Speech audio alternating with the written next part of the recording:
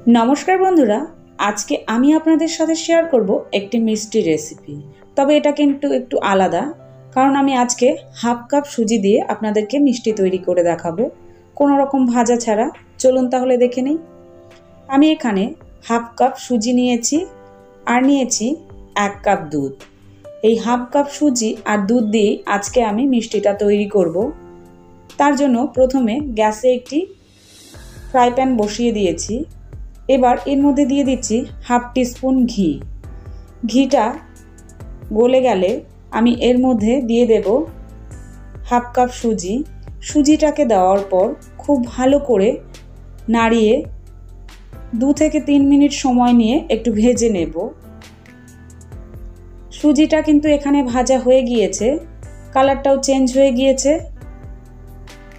ठीक एई पर्याये आमी एखाने ऐड करे देब एक कप परिमाणेर दूध। दूधटाके आमी एकबारे दिচ্ছি ना, अल्प परिमाण दूध देওয়ার परे एकटु मिशिए निये बाकी दूधटा आमी दिए देब। एखाने किन्तु एकटु दला पाकिয়ে যাচ্ছে, এতে কোনো অসুবিধে নেই। दूधटा किन्तु एखाने শুকিয়ে গিয়েছে। এবার আমি এখানে অ্যাড করে দিচ্ছি 1 टीस्पून চিনি। চিনিটাকে দেওয়ার পর খুব ভালো করে মিশিয়ে নেব। মেশানো হয়ে গিয়েছে। এখন সুজিটাকে নামিয়ে আমি ঠান্ডা করে নিচ্ছি।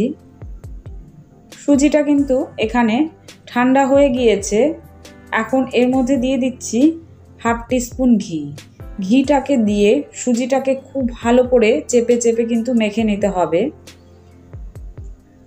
মেখে একটা সফট ডো আমি তৈরি করে নেব। দেখুন এখানে কিন্তু মাখা হয়ে গিয়েছে। এখন এর থেকে আমি মিষ্টি তৈরি করে নেব। আমি ছোট ছোট মিষ্টিগুলো তৈরি করে নিচ্ছি। ঠিক এইভাবে হাতের সাহায্যে চেপে চেপে একটু ঘুরিয়ে গোল বলের মতো তৈরি করে নেব। তারপর একটু চেপে দিলে দেখুন কত সহজেই কিন্তু মিষ্টিগুলো তৈরি হয়ে যাচ্ছে। ঠিক একই রকম ভাবে আমি সমস্ত মিষ্টি এখানে তৈরি করে নিয়েছি। এরপর গ্যাসে একটি কড়াই বসিয়ে দিয়েছি। এবার এর মধ্যে দিয়ে দিচ্ছি 1 টেবিল চামচ পরিমাণের চিনি। চিনিটাকে নাড়িয়ে আমি ক্যারামেল তৈরি করে নিচ্ছি। দেখুন এখানে কিন্তু খুব সুন্দর ক্যারামেল তৈরি হয়ে গিয়েছে। এখন এর মধ্যে দিয়ে দিচ্ছি 1 কাপ পরিমাণের দুধ।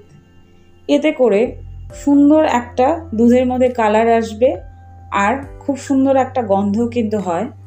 এখন দুধটাকে ভালো করে ফুটিয়ে একটু ঘন করে নিচ্ছি। আমি এখানে 5 মিনিট মতো দুধটাকে লো ফ্লেমে ফুটিয়ে নেব।